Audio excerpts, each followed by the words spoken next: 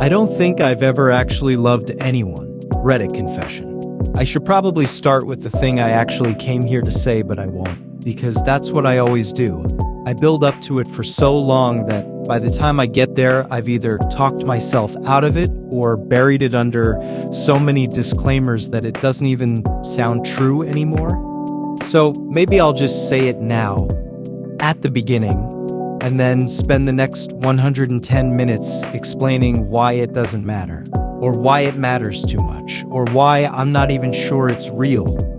Here it is. I don't think I've ever actually loved anyone. Not the way people mean when they say it. Not the way that makes you stay when staying is hard. Not the way that makes you choose someone over yourself.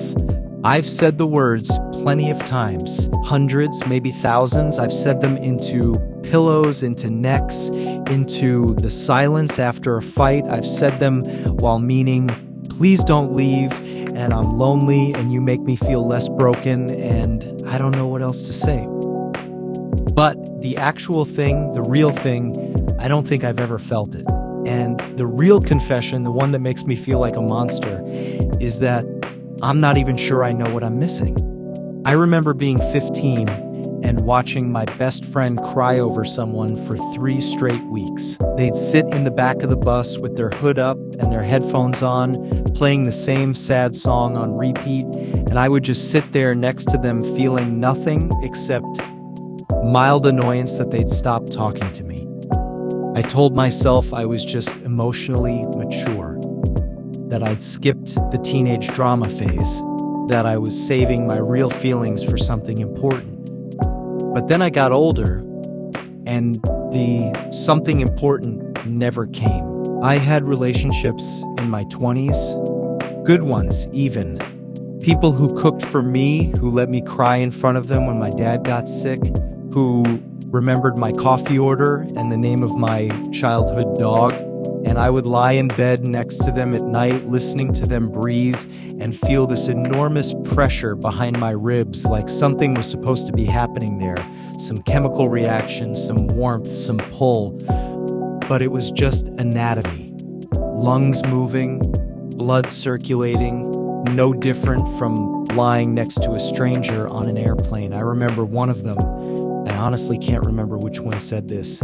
They looked at me one morning and said, "You know, you're really good at being a partner.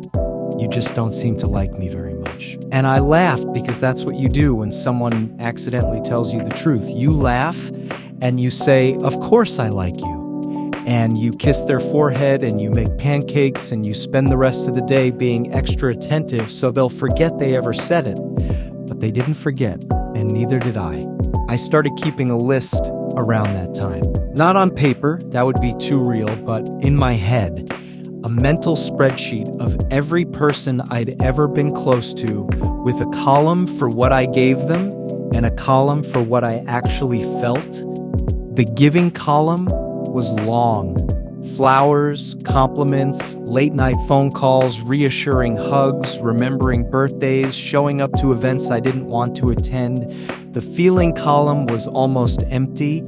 Occasionally I'd write something like contentment or lack of anxiety or not wanting to be alone, but never love, never even close. The closest I ever got was about 3 years ago with someone who laughed loud in a way that should have annoyed me, but didn't. They laughed with their whole body. They'd text me photos of weird bugs they found on hikes. They once spent an entire Sunday helping me repaint my kitchen and didn't complain once, even when we realized we'd bought the wrong shade of blue. And for about 6 weeks, I thought, maybe this was it. Maybe this was what everyone was talking about. I'd catch myself smiling at my phone when they messaged me. I'd feel something hot and tight in my chest when they fell asleep on my shoulder. I'd think about them during the day for no reason, not because I needed something from them, but just because they existed. Then, one night we were lying in bed and they said, "I think I'm falling in love with you." And my first thought, my real, unfiltered, animal brain thought was, oh no, not Oh, yes, not me too. Not even I'm scared, but maybe. Just, oh no, like they told me they were moving to Antarctica or that they had a terminal illness, like it was bad news, something to be managed. I said it back, of course. I'm not a complete monster. I said I think I am too, and I held them, and I rubbed their back, and I tried to will the feeling into existence by pretending it was already there, but it wasn't. And a month later, I ended it. And I told them it was because I wasn't ready for something serious. Which was true, but also completely misleading, because the real reason was that I was ready, I just wasn't capable. They sent me a long email a few weeks after that. I still have it saved in a folder labeled taxes because I'm too much of a coward to delete it and too much of a coward to read it again. But I remember one line they said, "I don't think you're incapable of love. I think you're just really, really good at not feeling things until they're gone." I've thought about that sentence almost every day for 3 years because they were right in a way. I do feel things, just never in real time, always in retrospect, always too late. I'll be driving to work 6 months after a breakup, and suddenly I'll remember the way someone used to say my name, and it'll hit me like a truck. This wave of grief and tenderness and longing that feels exactly like what I imagine love is supposed to feel like. But by then, they're gone. By then, I've already deleted their number.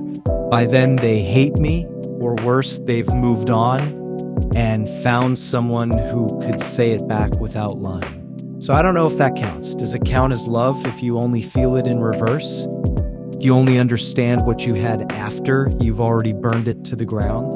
The therapy answer, and yes, I've been to therapy, 3 different therapists over 8 years, all of whom I eventually stopped seeing because I convinced myself they weren't helping. The therapy answer is that I have an avoidant attachment style. That I learned as a child, that emotions were unsafe. That vulnerability led to punishment or neglect. So my brain started filing feelings away in a cabinet marked "deal with later," and then later never came. And that sounds right. It sounds clinical and tidy and like something you could put on a PowerPoint slide, but it doesn't actually help me feel anything. It just gives me a vocabulary for why I'm broken. Congratulations, I have a label for the void. The void is still there. I tell myself sometimes that I'm not actually broken, that I'm just someone who loves differently, that maybe love isn't this fiery, constant, all-consuming thing that movies and poems and my friends' Instagram captions make it out to be. Maybe love is just choosing to stay. Maybe love is showing up.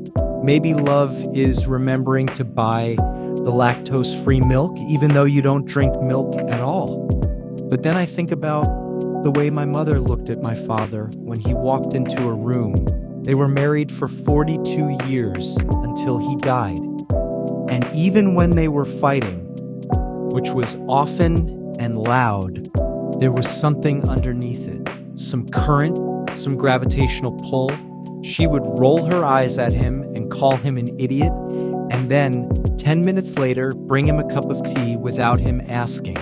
And when he died, she sat on the floor of their bedroom and screamed for so long that the neighbors called the police. I've never screamed like that. I've never wanted to. I've never felt a loss that big.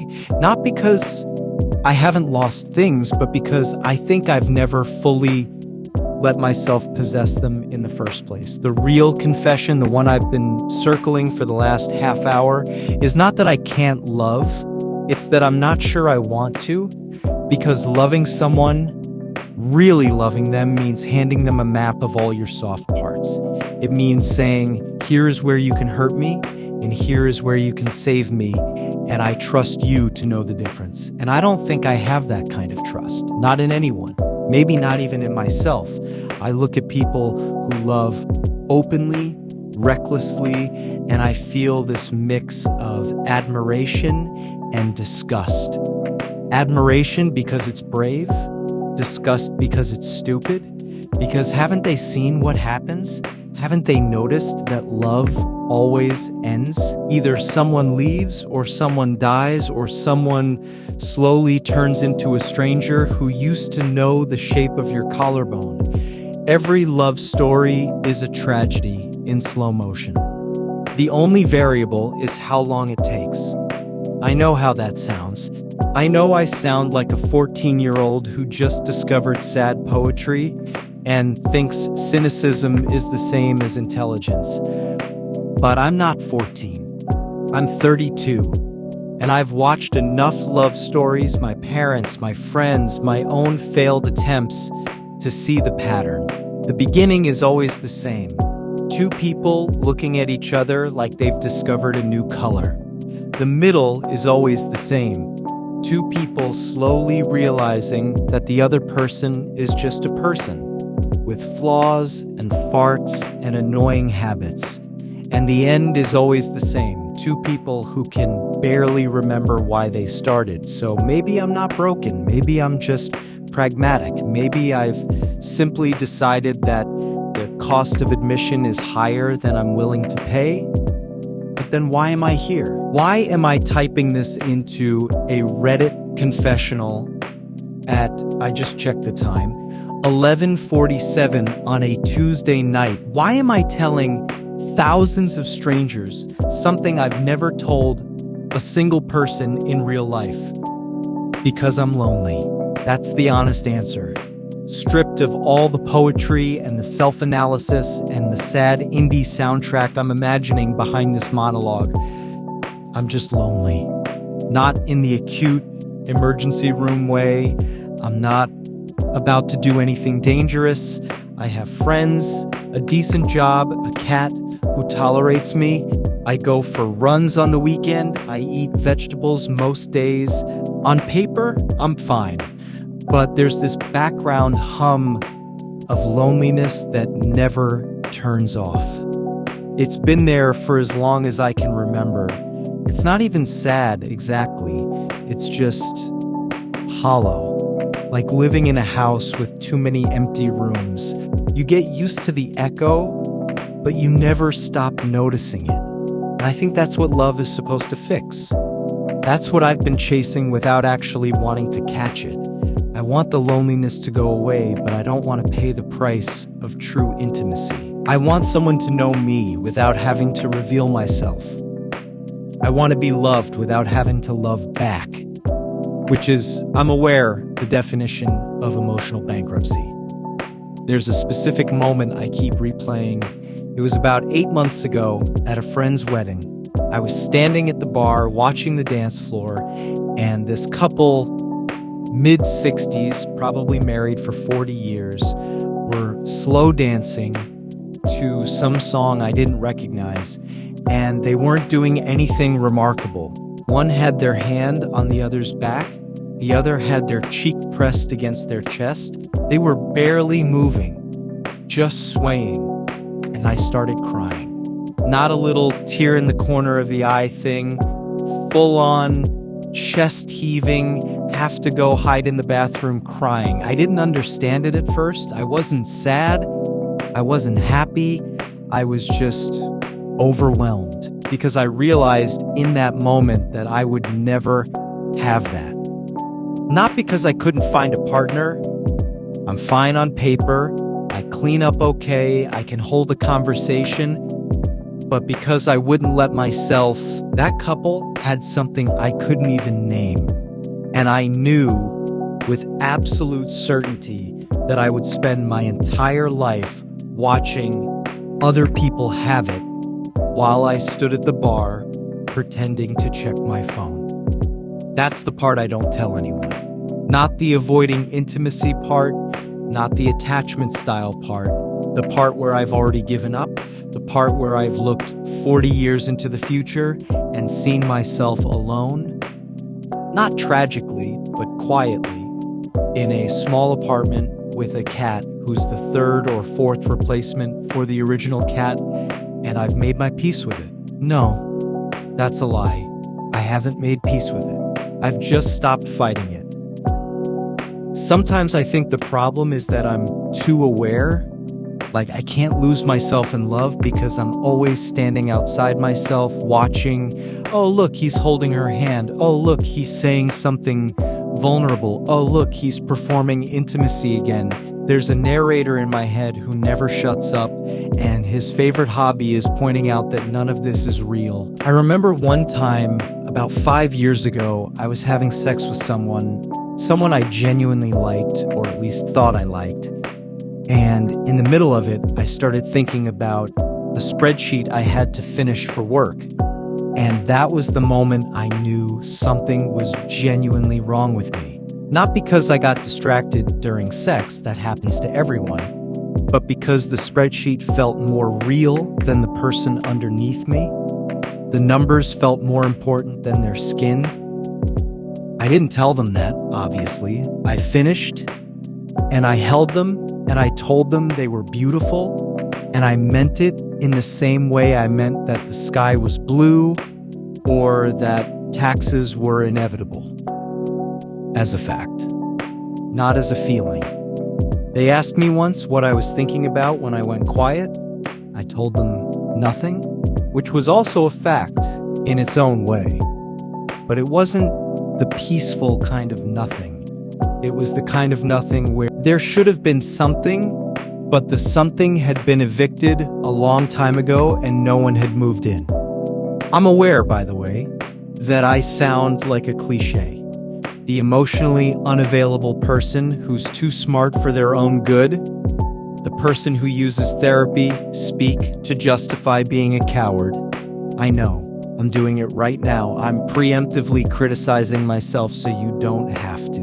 Which is maybe the most emotionally unavailable thing a person can do. But here's the part I don't think is a cliche. I'm tired. Not sleepy tired. Existentially tired. Tired of pretending that I'm working on this. Tired of going on first dates with perfectly nice people and feeling nothing except a mild curiosity about whether they'll order dessert. Tired of the moment 3 to 6 months in when they inevitably say, I feel like I don't actually know. You and I realize they're right. And they always have been. And they always will be. I tried for a while to be more open, to share things, to let someone see the mess underneath the carefully curated exterior. I told one person about my father's drinking. I told another about the panic attacks I had in college. I told a third about the list, a mental spreadsheet of people I'd failed to love. And every time they were kind. They held my hand. They said, thank you for telling me. They promised they understood, but nothing changed.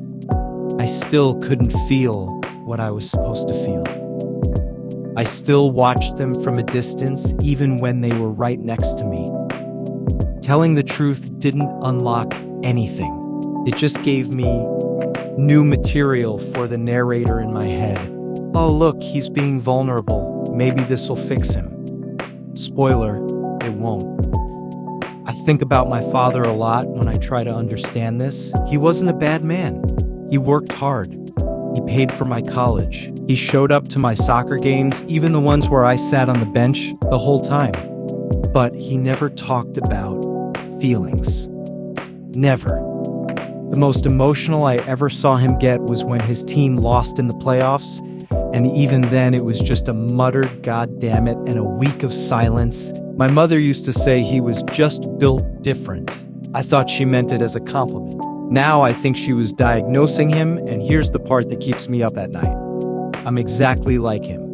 I've spent my whole life trying not to be reading self-help books, going to therapy, forcing myself to say I love you even when it felt like swallowing glass. But the blueprint is already there. It's in my bones. It's the air I learned to breathe.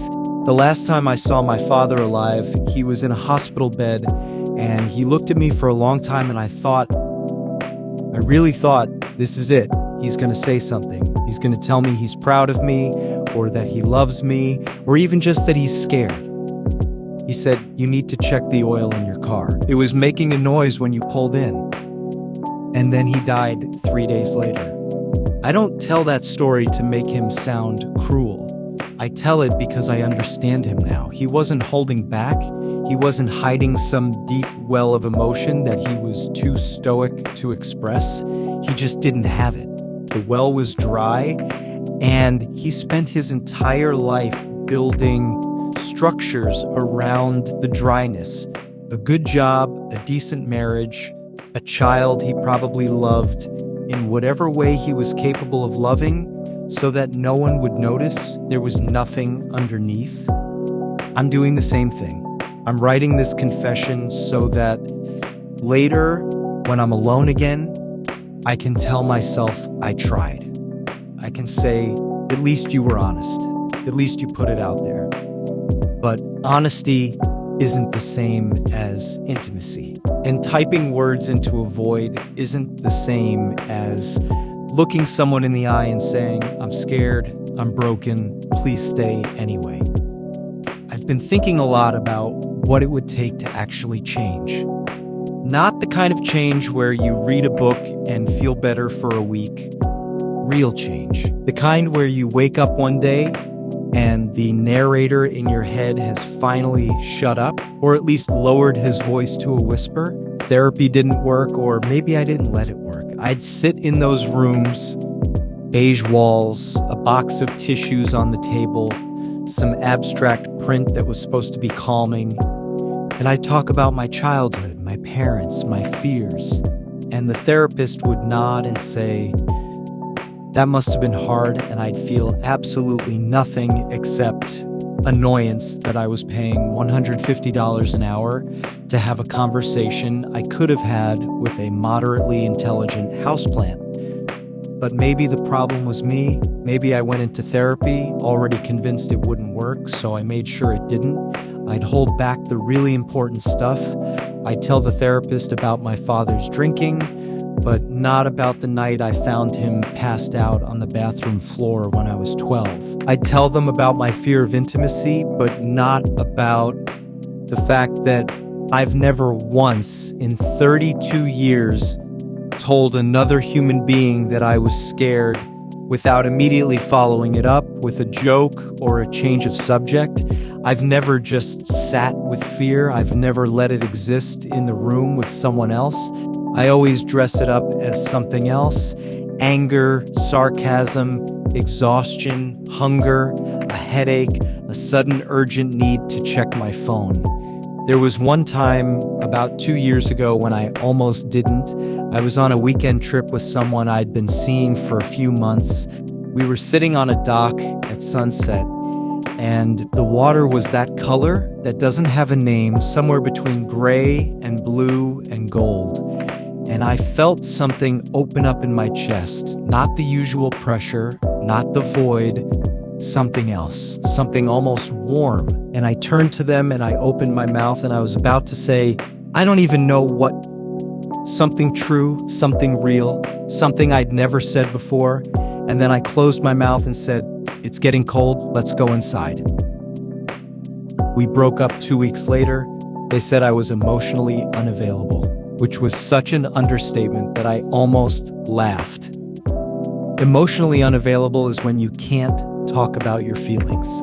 I'm not emotionally unavailable. I'm emotionally absent. Like a building where the landlord stopped paying the heating bill years ago. The structure is still there, the walls are still standing, but nobody's home. Nobody's been home for a long time. I wonder sometimes what would happen if I stopped pretending. If I went on a first date and instead of doing the script, the where did you grow up, what do you do, what's your favorite movie, I just said, "Hi, I'm probably not going to fall in love with you.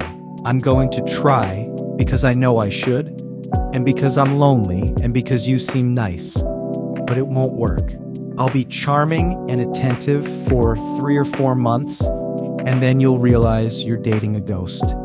And you'll leave, and I'll feel nothing except a vague sense of relief and a deeper, quieter loneliness than before." Do you still want to order appetizers? I don't say that, obviously. I say the script. I laugh at the right moments. I ask follow-up questions. I'm a good date. I'm a good partner. I'm a good friend. I'm good at everything except the one thing that actually matters. I have a theory. My theory is that some people are born with a broken receiver. Love is being broadcast all the time, on every frequency, from every direction.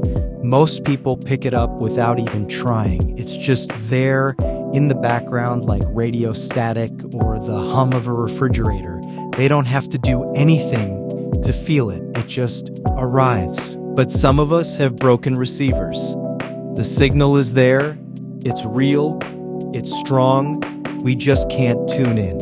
We can see other people responding to it, laughing, crying, dancing, staying, choosing, and we can logically understand that something is happening, but we can't feel it ourselves. We're standing in the middle of a concert, watching everyone else move to the music, and all we hear is silence. And here's the really cruel part. We know it's our fault, or at least I do. It's not like I was born this way. Something broke me, or maybe I broke myself. Maybe somewhere along the way I made a choice, not a conscious choice, but a choice nonetheless to turn down the volume until I couldn't hear anything at all. I've tried to figure out when it happened. Was it when my parents got divorced? No, that never happened. They stayed together, miserably, but together. Was it when I got bullied in middle school? A little, but nothing worse than what most kids go through. Was it when my grandfather died? I was 7. I remember standing at the funeral, holding my mother's hand, and feeling nothing except confusion about why everyone was crying. Maybe it was always like this. Maybe I was born with the receiver already cracked, and I've spent my whole life pretending it wasn't. I read somewhere that people with avoidant attachment often had caregivers who were inconsistent, loving one moment, dismissive the next. So the child learns that love is unreliable, that expressing need leads to rejection, that the safest thing is to need nothing from anyone. That sounds like my mother. She could be warm, affectionate, present, and then, without warning, she would disappear into her own head for days. She'd sit on the couch, staring at the wall, and when I'd try to talk to her, she'd say, "Not now," or "I'm tired," or "Go play outside." I learned not to need her, and then I learned not to need anyone. The problem is that not needing anyone and not wanting anyone are two different things. I don't need anyone. I've proven that. I can pay my bills, make my meals, entertain myself, fall asleep alone, wake up alone, repeat. I'm self-sufficient. I'm a functioning adult. But I want to know what it feels like to miss someone so much that your chest hurts.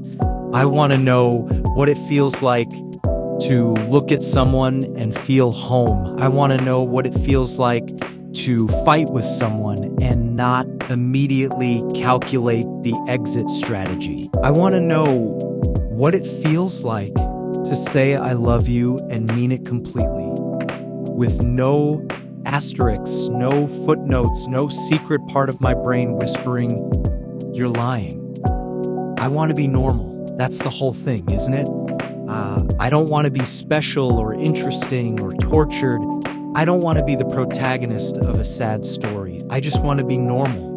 I want to come home to someone and complain about my day and listen to them complain about theirs and then fall asleep on the couch watching something stupid on Netflix. I want to argue about whose turn it is to do the dishes. I want to get annoyed at the way they squeeze the toothpaste tube. I want to be bored. I want to be mundane. I want to be so securely, unremarkably loved that I forget to think about it, but I can't. Because every time I get close, every time someone offers me that exact thing, I panic. I find a reason to leave. I tell myself it's not right, that they're not right, that the timing is wrong, that I need to work on myself first. And I believe it.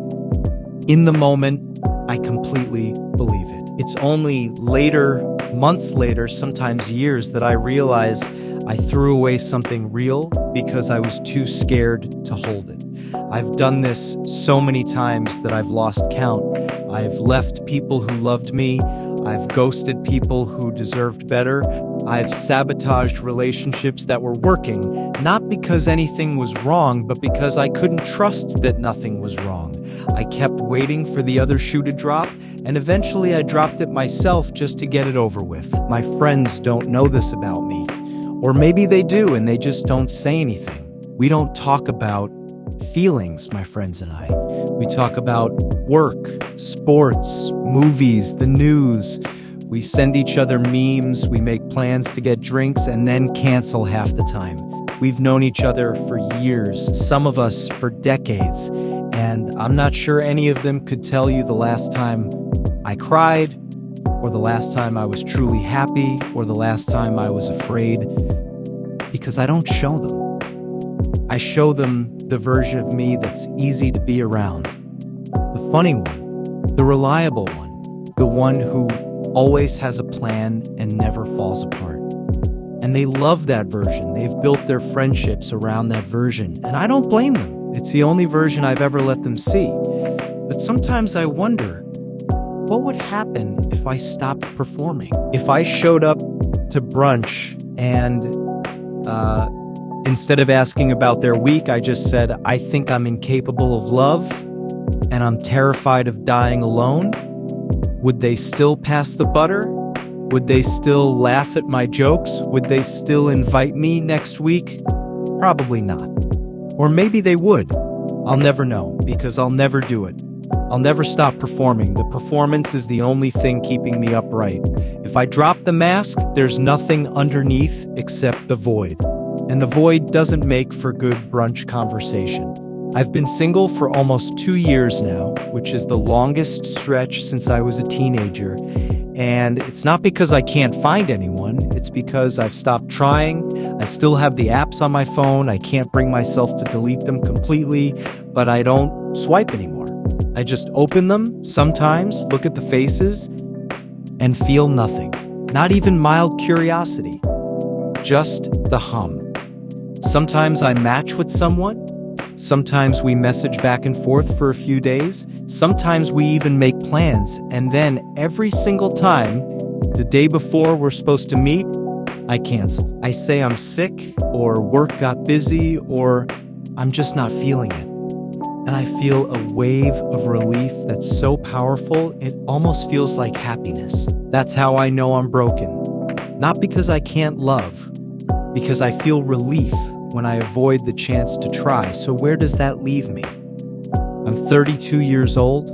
I have a job I don't hate, an apartment I don't love, and a future that looks exactly like the present, stretching out in front of me like an endless gray hallway. I'll get older. I'll get more set in my ways. I'll tell myself that love is overrated, that I'm better off alone, that the people who pair off and have kids and buy houses together are just following a script they didn't bother to question. And maybe that's true. Maybe love is overrated. Maybe the script is a trap. Maybe the people in those happy Instagram photos are just as lonely as I am, just better at hiding it. But I don't believe that. I've seen the way my friend looks at their spouse. I've seen the way my neighbor talks about their grandkids. I've seen the way people light up when they talk about the person they love. Even after 20 years, even after 50 years, that's not a script. That's not a performance. That's something real. Something I can't access no matter how hard I try. I think about that couple at the wedding, the one that made me cry in the bathroom. They're probably still dancing. Not literally, but metaphorically. They're probably still swaying in their kitchen, while dinner cooks, or holding hands in the car, or falling asleep in the same rhythm they've fallen asleep in for 40 years. They probably don't think about it. They probably don't realize how lucky they are. They probably just live their lives, ordinary and warm and full. And I'll never have that. Not because it's impossible, because I've chosen over and over again not to have it. I've chosen safety over risk. I've chosen control over surrender. I've chosen the cold clarity of loneliness over the terrifying warmth of being known. That's the confession. Not that I can't love, but that I've decided somewhere along the way that trying and failing would be worse than never trying at all. And I'm too tired to undecide it. I'm gonna go to bed now. Tomorrow I'll wake up, make coffee, go to work, come home, feed the cat, watch something I won't remember, and fall asleep alone. And I'll do it again the next day, and the day after that, and the day after that. Maybe one day I'll meet someone who makes me want to break the pattern. Maybe I won't. Either way, I'll still be here, typing confessions into the void, hoping that putting words to the emptiness will make it feel less empty. It won't. I know it won't, but I'll do it anyway, because that's the kind of hope I'm capable of. The kind that knows it's futile, but can't quite stop. Maybe that's love in its own pathetic way. Probably not, though. Subscribe for more.